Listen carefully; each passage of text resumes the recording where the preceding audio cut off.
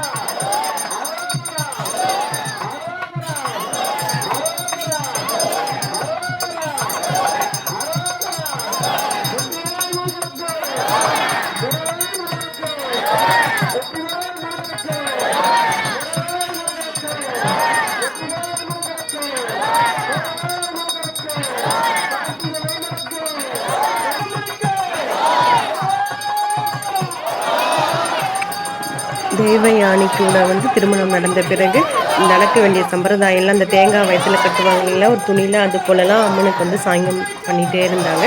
அடுத்து இப்போ வள்ளி கூட திருமணம் ஆக போகுது.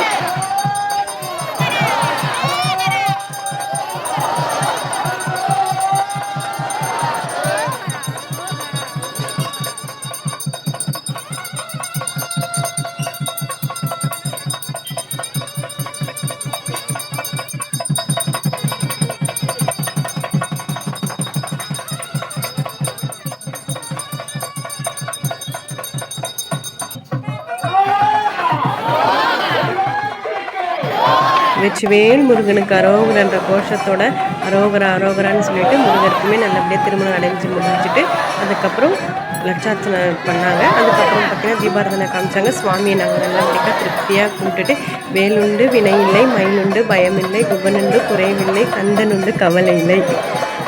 முருகனுக்கு அரோகரா, வெற்றிவேல் முருகனுக்கு அரோகரா, கந்தனுக்கு அரோகரா.